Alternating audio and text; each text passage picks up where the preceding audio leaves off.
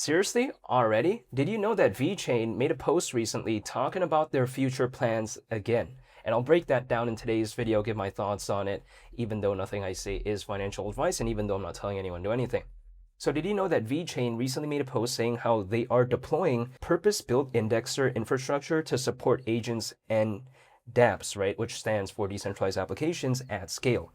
Now, they say how their 2026 roadmap, and I'm going to paraphrase a little bit here to make it less kind of complicated, but besides that, they say their 2026 roadmap includes purpose-built indexer infrastructure deployed to support hundreds of active decentralized applications and thousands of agents. Now, why does this matter? Well, it's because, first of all, they're preparing, in my opinion, through this for AI adoption, right? Not to mention, they're also preparing for many developers maybe moving forward. And keep in mind, this all actually ties back to a certain extent, the video that I mentioned before, or that I talked before, I should say. And that is how, in my previous video, I talked about the software development kit version 3 and how VeChain announced that. And keep in mind, they say that the indexer is part of the same stack as the software development kit version 3. So we think about it, VeChain recently announced the software development kit version 3, which greatly helped developers, right? I think it just made it a lot better for them moving forward, which I think is inherently a good thing when it comes to VeChain. But also on top of that, they did say again that they are deploying purpose-built indexer infrastructure to support agents and decentralized applications at scale. So keep in mind, VeChain is planning for scalability. It's already known for that, but it's planning for even more things moving forward. We've already seen the software development kit version 3. We've already seen the Hayabusa upgrade. So when people like to say, wow, VeChain, ever since 2025, ever since 2026, it hasn't kind of done anything when it comes to the fundamentals. Well, I disagree with that because, again, how can the Hayabusa upgrade, how can the software development kit version 3, and how can the release of the recent 2026 roadmap, and again, them talking about deploying purpose-built indexer infrastructure, how can that be not doing anything, and how can that be considered lazy? I disagree with that. I think actually this isn't considered being lazy, and I think if anything, it showcases the progression that VeChain has been having so far. Sunny Liu, the CEO of VeChain, he's been doing things, right? I mean, it's not like he's not caring about anything. No, that's not the case. It's not like he's out of touch when it comes to this space. That actually doesn't seem to be the situation because we recently saw Sunny Liu not too long ago at Consensus in Miami, right? It already ended, of course, the event, but I even made a video on it. Consensus is considered like kind of the Super Bowl main event or whatever when it comes to the space of blockchains. So yeah, seeing Sunny Liu there and kind of giving an emphasis in regard to AI, it was really awesome, I think, in my opinion. And I think it kind of showcases that VeChain, it's not a one-trick pony. Everyone thinks that, oh, it's just only focused on supply chain management. Well, that's one of its focuses, and that historically has been one of the noted things that people care about when it comes to VeChain, but now we're beginning to see VeChain graduate a little bit, right? We're beginning to see it kind of spread its wings and really be focused when it comes to AI. Because let's think about this. NVIDIA, really massive, right? Really focused on AI. Take a look at SanDisk. When it comes to stocks in general, we see a lot of these AI-focused companies, they're doing extremely well. But we haven't really seen that when it comes to the space. So what happens if there's a market reversal, right? What happens if the market recovers when it comes to this space in particular? Those projects that are really focused on AI, they're waiting right there. That's the thing. Because we already know that the AI narrative is there. It just hasn't entered this space in a massive way as of right now, currently. It did a little bit not too long ago, but as of right now, it's just not that good. So what happens if it does? VeChain now, in my opinion, I think is better equipped. And I think it's just in a better position to handle that type of narrative right now when compared to before, which may seem kind of odd because VeChain was actually doing better in 2025 and 2024 when compared to right now. But at the same time, fundamentally, when it comes to the aspect of AI, I think VeChain just improved by a whole lot.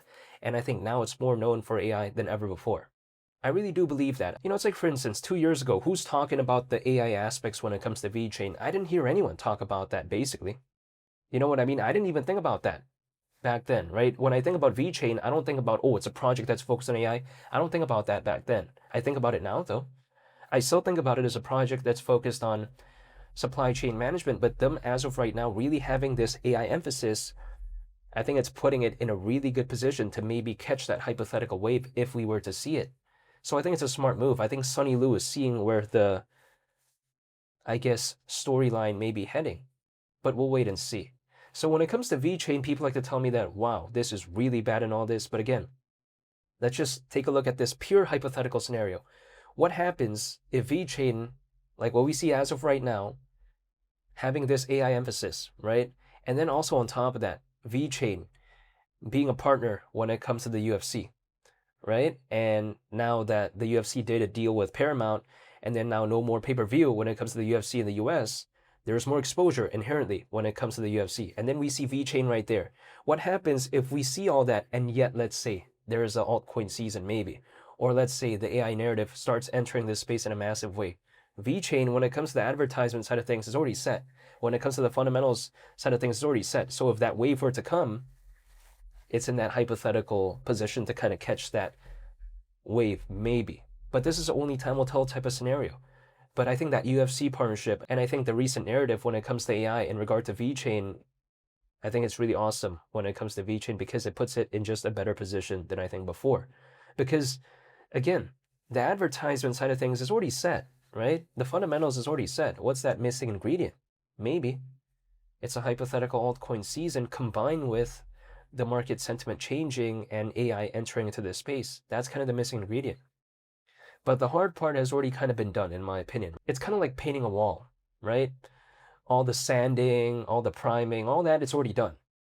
Painting the wall, it's already done. What do we have to do now when it comes to painting the wall? Just waiting for it to dry, right? It's the most boring part, but it's just waiting.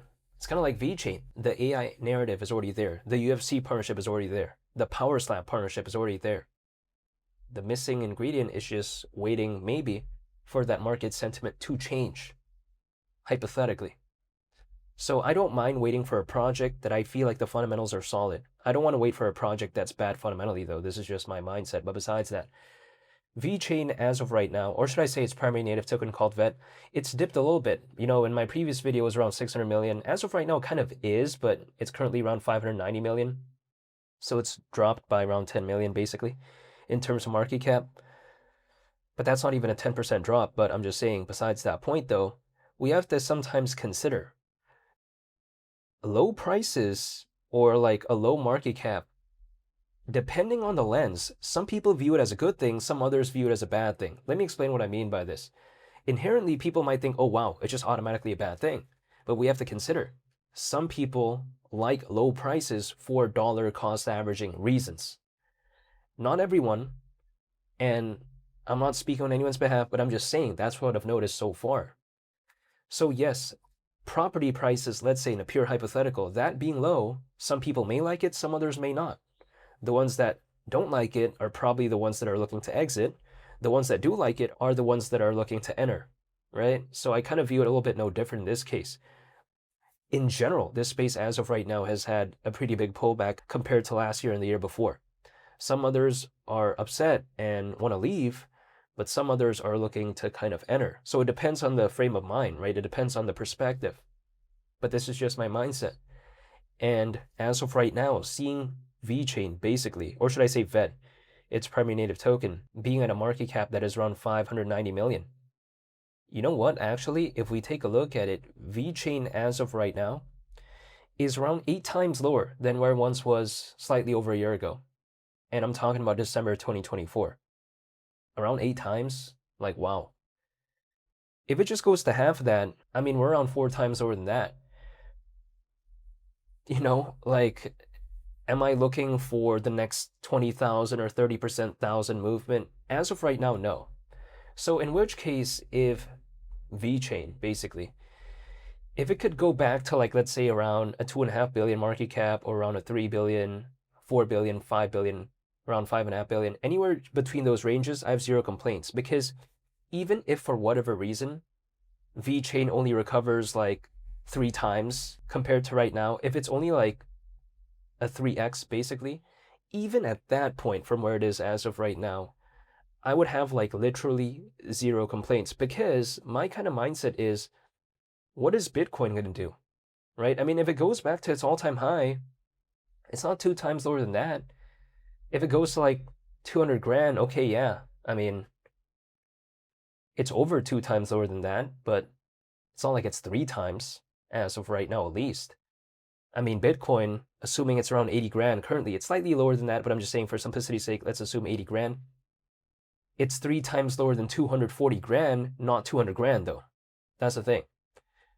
So when it comes to a mid-sized project like this, it doesn't make me bored like a really big project, but it doesn't make me like scared with a microcap, in which case a microcap could randomly do something. I mean, we don't know, right?